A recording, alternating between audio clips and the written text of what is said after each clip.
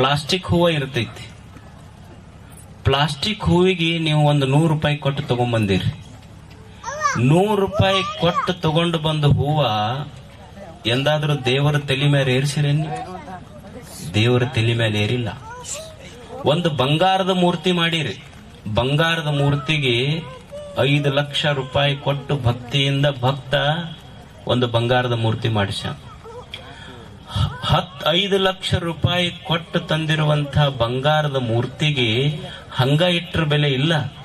ಆದ್ರೆ ಆಶ್ಚರ್ಯ ಏನು ಅಂದ್ರ 5 ಲಕ್ಷ ರೂಪಾಯಿ ಕೊಟ್ಟು ಮಾಡಿಸಿದ ಬಂಗಾರದ ಮೂರ್ತಿಗೆ ಖಳ ಬರಬೇಕಾಗಿದ್ರ ಅದರ ಮೇಲೆ 1 ರೂಪಾಯಿ ಕೊಟ್ಟು ತಂದ ಗುಲಾಬಿ ಅದು ಆ ಬಂಗಾರದ ದೇವರ ತಲೆ ಮೇಲೆ ಹೋಗಿ ಕೂಡುತ್ತೆ.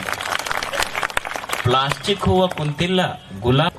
ಹಂಗ ನಮ್ಮ ಎದೆಯೊಳಗ ಪ್ರೇಮ ಇರದೇ ಇದ್ರ ನಾವು ಪ್ಲಾಸ್ಟಿಕ್ ಹೂವು ಇದ್ದಂಗ, ನಮ್ಮ ಎದೆಯೊಳಗ ಪ್ರೇಮ ಇತ್ತು ಅಂದ್ರೆ ಗುಲಾಬಿ ಹೂವು ಇದ್ದಂಗ ಅದು ದೇವರಿಗೆ ಸಲ್ತದೆ. ಅದು ಅದಕ್ಕೆ ಮನುಷ್ಯ ಎದೆಯೊಳಗ ಪ್ರೇಮ ಇರಬೇಕು ಯಾವಾಗ್ಲೂ. ದ್ವೇಷ ಇತ್ತು ಅಂದ್ರ ಅವರೆಷ್ಟೇ ದೊಡ್ಡವರಾಗಿದ್ರು ಸಹಿತ ಬದುಕು ನರಕ ಆಗ್ತದೆ. ಅದು ನಿನ್ನ ಎದೆಯೊಳಗ ಪ್ರೇಮ ಇತ್ತು ನಿನ್ನನ್ನು ಬಹಳ ದೊಡ್ಡವನನ್ನಾಗಿ ಮಾಡುತ್ತದೆ ಜಗತ್ತು. ನಿನ್ನ ಎದೆಯೊಳಗ ದ್ವೇಷ ಇತ್ತು ನಿನ್ನಷ್ಟು ಸಣ್ಣವನೇ ಯಾರು ಇಲ್ಲ ಈ ಜಗತ್ತಿನಲ್ಲಿ. ಏನು ದೊಡ್ಡ ಮನೆ ಹಾಕ್ಸಲು ದೊಡ್ಡವಾಗ್ತೇನಿ? ಏನು ದೊಡ್ಡ ಕಾರ್ ಇದ್ರೂ ದೊಡ್ಡವಾಗ್ತೇನು? ದೊಡ್ಡ ಕುರ್ಚಿ ಮೇಲೆ ಕುಂತರೂ ದೊಡ್ಡವಾಗ್ತೇನು? ಬಹಳ ದುಡ್ಡಿದ್ರೂ ದೊಡ್ಡವಾಗ್ತೇನು ಜಗತ್ತಿನಲ್ಲಿ? ನಮ್ಮ ತಪ್ಪು ಕಲ್ಪನೆ ಇದು. ನಮ್ಮಲ್ಲಿ ಬಹಳ ದುಡ್ಡಿದ್ರೂ ದೊಡ್ಡವರಾಗುವುದಾದ್ರೆ, ಬಹಳ ದೊಡ್ಡ ಕುರ್ಚಿ ಮೇಲೆ ಕುಂತವರಷ್ಟೇ ದೊಡ್ಡವರಾಗುವುದಾದ್ರೆ, ಬಹಳ ದೊಡ್ಡ ಮನೆ ಕಟ್ಟಿಸಿದವರಷ್ಟೇ ದೊಡ್ಡವರಾಗುವುದಾದ್ರೆ, ಗಾಂಧೀಜಿ ಹತ್ರ ಇವು ಯಾವೂ ಇರಲಿಲ್ಲ. ಆದ್ರೂ ಜಗತ್ತು ಮಹಾತ್ಮ ಅಂತ ಕರೀಲಿಲ್ಲೇನವರಿಗೆ?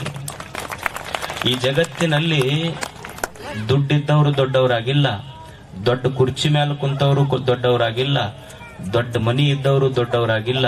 ದೊಡ್ಡ ಮನಸ್ಸಿದ್ದವರು ಮಾತ್ರ ಭೂಮಿ ಮೇಲೆ ದೊಡ್ಡವರಾಗ್ತಾರೆ. ದೊಡ್ಡ ಮನಸ್ಸಿರಬೇಕು, ಈ ಎದೆಯೊಳಗೆ ಸಂತೋಷ ಇರಬೇಕಷ್ಟೇ. ಏನು ದೊಡ್ಡವನಾಗ್ಲಿಕ್ಕೆ ಏನೋ ಮಾಡ್ಬೇಕಾಗಿಲ್ಲ. ಯಾರು ನೀರಡಿಸಿ ಬಂದಿರ್ತಾರ ಒಂದು ಕಪ್ ನೀರು ಕೊಡ್ರಿ. ಯಾರು ಹಸಿದು ಬಂದಿರ್ತಾರ ಅವ್ರಿಗೊಂದು ತುತ್ತನ್ನ ಕೊಡ್ರಿ.